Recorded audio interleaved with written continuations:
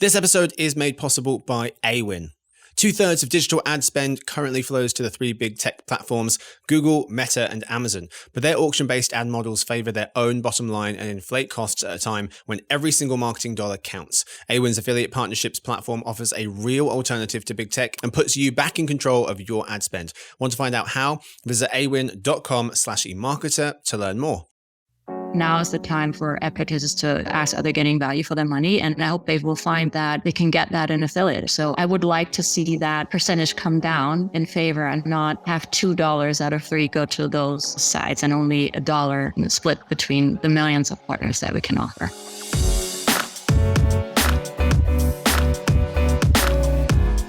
Hey gang, it's Thursday, August 24th. Listeners, welcome to the Behind the Numbers Daily, a new marketer podcast made possible by Awin. I'm Marcus. Today's fact. Most folks will know that Mount Everest in the Himalayas is the highest mountain in the world. It's about 5.5 miles high, or 29,000 feet. That's cruising altitude for planes. It's too high. As of January 2023, 6,338 people, just over 6,000 people, different people, have climbed it and reached the top. Kami Rita, Sherpa of Nepal, has reached the summit the greatest number of times, 26. What? I've just climbed Mount Everest 26 times, no big deal. No.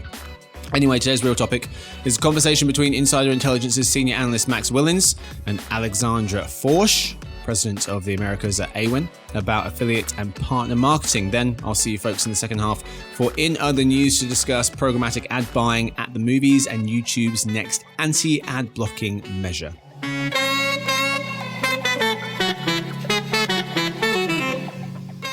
Thanks so much for joining us, Alex. I'm glad to have you on the podcast today. We're here to talk about affiliate marketing in 2023 and I guess beyond. Why don't you situate our audience here and talk to me a little bit about, what you sort of see being the state of play for affiliate marketing at the moment? You and I just got back from Affiliate Summit East, where we probably had very different experiences, you having attended it many more times than I have. But what's the sort of state of the industry at the moment? Yeah, I think it's a pivotal time. I think we are on the verge of something new and better. And if I can back up a little bit, there is one industry study that gives us a little bit of insight in how big the US affiliate marketing industry is. And it was assessed at $71 billion in revenue, about 10 million, 9.1 in investment, and an ROI of 12-1, right?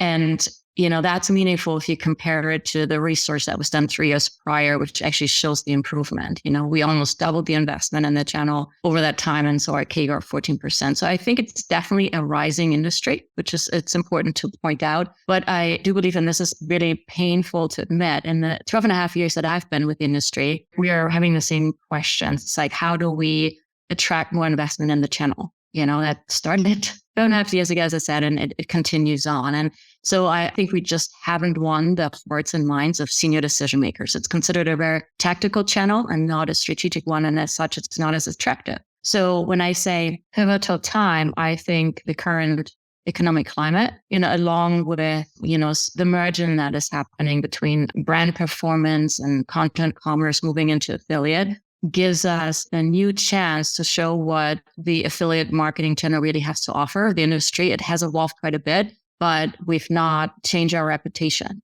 so there's more that we can do. And hopefully with directing more business into the channel because of tougher times right now, a more challenging economic climate, we have the ability to show what it can do, what it can deliver, and basically prove that it's no longer a linear and very one-dimensional channel that is supporting last click activity, which is not super attractive. So I'm kind of excited that we got to this point. I believe there's a lot of opportunity for us. Yeah, I think that there's a lot of interesting kind of macro tailwinds behind it potentially, and we'll get into them. But I want to key in on something that you mentioned a moment ago, which is this kind of nagging perception of this is a very tactical channel, ultra bottom funnel, possibly not even incremental. And there is some research that you see out in the wild, some of it quite recent, that shows that, for folks that are believers in the channel already, that's starting to happen a little bit. I mean, where do you sort of see that happening as far as making the case that affiliate can be strategic, that it can be full funnel? What do you sort of see there that looks encouraging to you? Yeah. I mean, I can certainly share the story that we're telling, and that's based on data that we're seeing on our network, right? And opportunities that we bring to the channel. So if you look at where affiliates sits traditionally in the marketing funnel, you said bottom feeder, close to the action. But we are actually trying to explain the channel in a new way using Scott Galloway's clock model. I don't know if you're familiar with it. We've been speaking about it quite a bit, but it looks at it and not in a linear, but in a cyclical format, right? It says that journeys are far more multidimensional. They're not as linear, like consumers are influenced in different ways across different channels, et cetera. And affiliate can support outside just that pre-purchase phase, So in the clock model, you have a pre-purchase phase that sits between midnight or 12 o'clock and 4, right? And that's all the activity that you would find in the traditional marketing channel. So from driving awareness to action. And the affiliate channel really invited a lot more partners, So what we see is a lot of engagement, inspirations, consideration research that is happening with partners like mass media, influencers, site review sites, etc., especially in this climate where consumers want to make really short decisions when it comes to like a higher product particular. And so we see, a lot of touch points in the journey and a lot more top funnel touch points, within the affiliate channel already as that. So I do believe we've moved out from that bottom view to a much more, with a much more diverse partner set. And mass media started working in the affiliate channel about 7 years ago, I think, when display was no longer, right? And they looked for other income streams. They really, offer that branding and point of inspiration for brands now that sits up a funnel. And we can offer that in the affiliate channel capacity. But in that clock model, we want to go further and say, like, we're no longer just driving traffic to a site, and then leave it up to the e-commerce store to convert it. We now have partners. And again, that's included in the diversity of partners that are tech focused. And essentially, they're offering marketing innovations to advertisers. So anything from improving customer experiences, UX experiences, recommending products, couponing more intelligently, all these solutions that could actually turn a shopper into a buyer, we can offer and make available through the channel now. And we can do this on a CPA basis without the upfront investment or any development time on the advertiser side. So that I think is super lucrative and really important to understand as, especially in retail, there's a fewer purchases made. So everybody's competing for the same shoppers. And once you have them on your site, you want to convert them, right? So there's technology that can support you with that. And it's brought to the advertisers through the affiliate channel. And then we also don't stop there. So we can support advertisers post-purchase. And here the goal really is to, again, connect them with technology partners and parts to drive referrals out of existing customers. We know that a friend referral counts for a lot, right? And that obviously lowers acquisition costs for clients, but also we can partner advertisers with other brands. And that's really impactful too, because post-purchase, you can improve your own loyalty by offering something that is very exclusive, that promotes a brand with great affinity, that provides value to our customer, right? And also potentially earn a new income stream as a result by becoming technically an affiliate in the space and promoting another brand or being promoted in this fashion. So it is far more complex, and I think it can answer to far more strategic goals. And it's very customizable. And with that, I think it is more attractive, and it should be considered. So, we can prove that in consumer journey touch points that we're recording, but also, we see this demand when we talk about technology partners, right? Last year, it already made up 36 million in revenues for our clients. And we see a run on these partners, especially in this climate. So there's a need and there's an interest. And again, for instance, if your US domain converts really well, but you're looking to expand and your UK domain doesn't convert in the same way, you can leverage these partners in the way that you find most suitable. So on certain domains or in support of certain activities or product launches, et cetera, there's a lot of customization that sits with these partners. So we see that. And then from a brand to brand partnership, I think that's also very exciting because that has accounted, I think, for 60 million just last year. And we've grown the volume of partners that want to work in this capacity by 70%. We have over 1,200 brands that want to work in this capacity. So there's a lot of opportunity to do a lot more in the channel and do it in a very controlled way. Margin control, you choose your partners, and you run the campaign that best fits your needs or helps deliver against an objective. There's a ton in there to unpack. But I just stop me.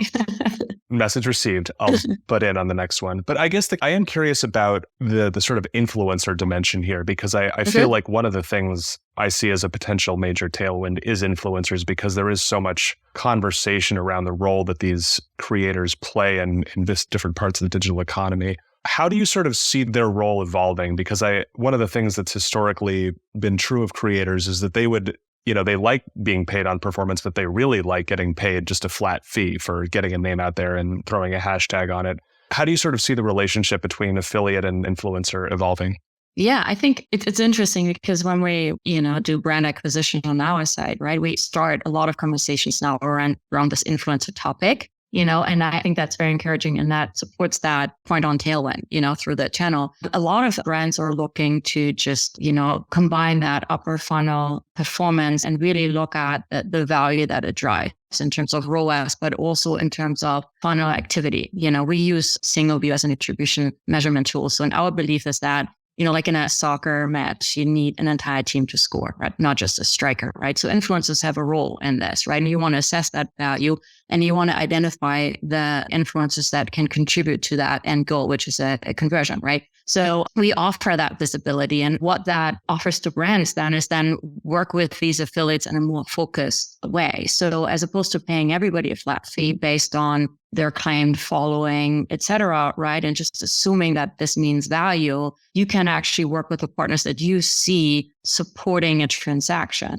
right? And then, compensate them on a CPA basis, but also then further invest in placements. So you have another way of basically, taking what is a very large universe and tailoring it and focusing on the activities that mean, are most valuable to you. And I think that's what that merging of channels enables. And I think that's where I feel like there is that opportunity to tailwind from a network perspective. Our goal is to be integrated with all the social media platforms. So every advertiser essentially has that ability to combine that upper funnel view with, the impact any and every partner has on performance. I think that makes a lot of sense. And thinking about how technology has sort of enabled that fuller picture of what's possible, I want to sort of turn the conversation toward the technology partners you alluded to. We did a report on this space last year, and when I spoke to people for it, the thing that came up again and again as a sort of potential growth area were the technology partners who,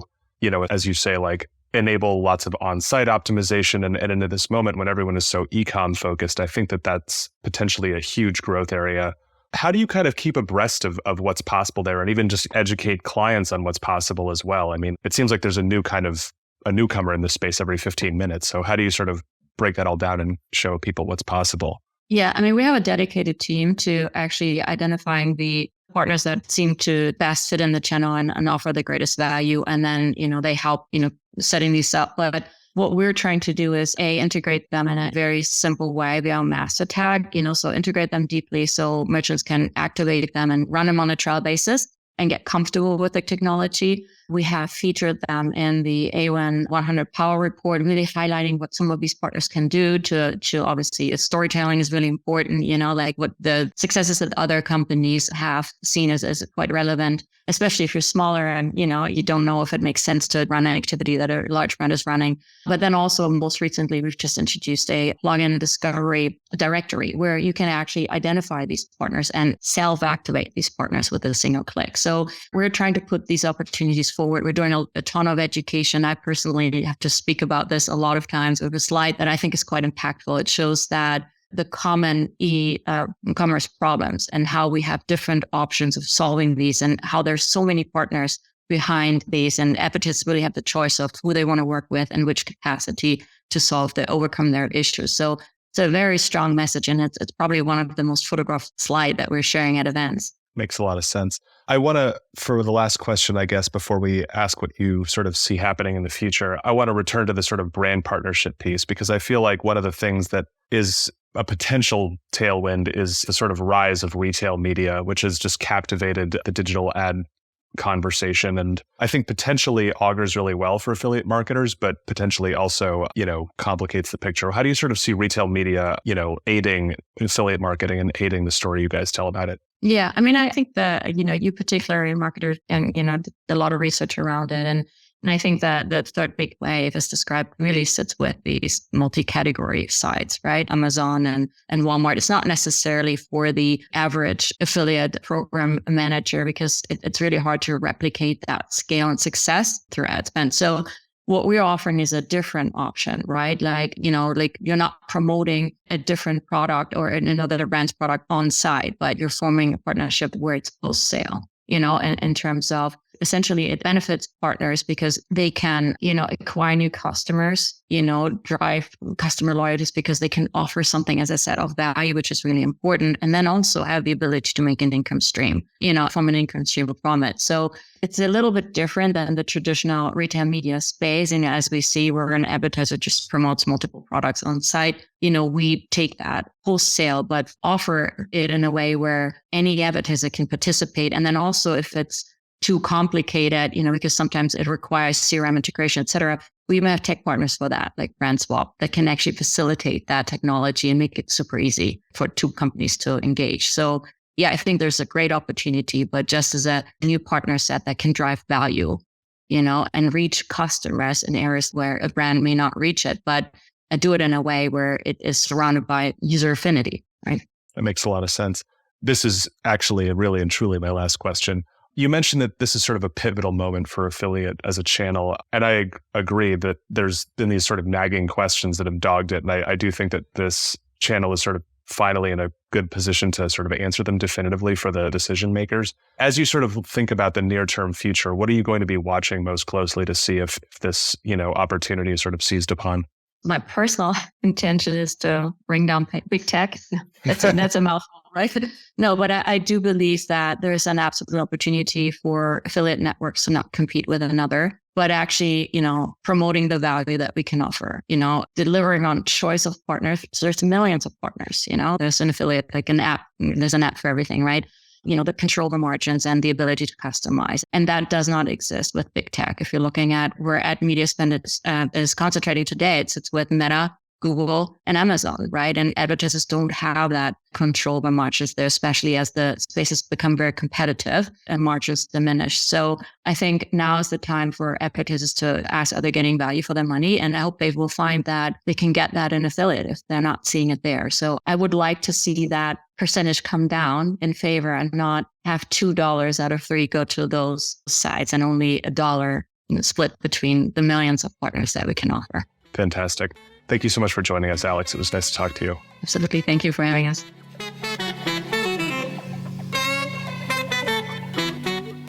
All right, folks, that's it for the lead. Time for the second half of the show. Max is going to stick around to help me out today. In other news, programmatic ad buying comes to movie theaters and YouTube's next anti-ad blocking measure. Story 1. Programmatic ad buying comes to movie theaters, writes Insider Intelligence's Senior Director of Briefings, Jeremy Goldman. He explains that National Cinemedia, an in-cinema ad company, plans to venture into programmatic ad buying for movie screens starting in Q4. The company operates in 1,500 US theaters, reaching around 20,000 movie screens. But Max, the most interesting sentence in this article about programmatic ad buying coming to movie theaters is what and why.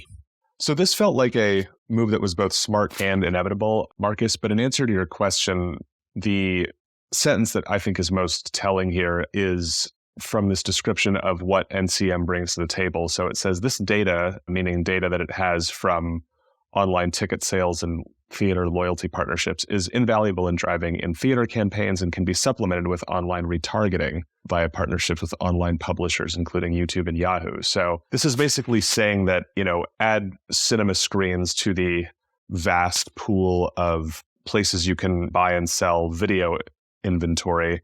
And I think that there's a way in which this is there might be some initial concerns about quality control or, tapping into the premium nature of the environment. But I've seen some pretty wacky ads while waiting for my movies to start for years. And so I guess this is not going to buck that trend too much. Yeah, I thought it was fascinating. So a recent study by Lumen, an ad research company that employs eye tracking technology, found 97% of moviegoers focus on the big screen when ads are playing. 97%, everyone, versus just 35% of TV viewers. As the article notes, we expect US programmatic digital out-of-home advertising to nearly double by 2025, approaching $1.2 billion. Story 2, YouTube's next anti-ad blocking measure is a countdown timer, writes Insider Intelligence Briefing's analyst Daniel Konstantinovich. He notes that YouTube's crusade against ad blockers is entering its next stage as the company starts testing an anti-ad blocking tool that displays a minute-long countdown timer that will lock ad blocker users out of content when it hits zero. Anti-ad blocking measures have existed for a while, but Daniel thinks YouTube's stand against blockers is a shift in the balance between consumers' desire to avoid ads and the corporate need to advertise. But Max, the most interesting sentence in Danny's article on YouTube's next anti-ad blocking measure is what and why. I think in this case, it's a piece of data from Civic Science, which found in 2022 that over 50% of adults use an ad blocker, with adoption being even higher among younger users. And I like this because it sets up this sort of, unstoppable force against unmovable object storyline. A big reason why ad blocking, which has been a cat and mouse game for years, and so it's hard to say if this is going to be decisive in any way, but a big feature in this sort of story of ad blocking is that a lot of the content that's available online is available elsewhere online. And so if a publisher sets up a roadblock using Admiral or whatever and says, it looks like you're using an ad blocker, a lot of users will simply say, okay, fine, I'll read this news story from somewhere else, or okay, fine, I'll get this recipe from somebody else. YouTube has lots and lots and lots and lots of content on there that is really just not available anywhere else. And so even though there are people who have an almost philosophical resistance to viewing advertising anywhere, a lot of them also spend an awful lot of time looking at content on YouTube, and they're going to be hard pressed to find that content anywhere else. So like I said, this is a cat and mouse game that's been going on for years, and it's hard to imagine any one thing being pivotal and turning the tide one way or the other, but this is potentially quite big.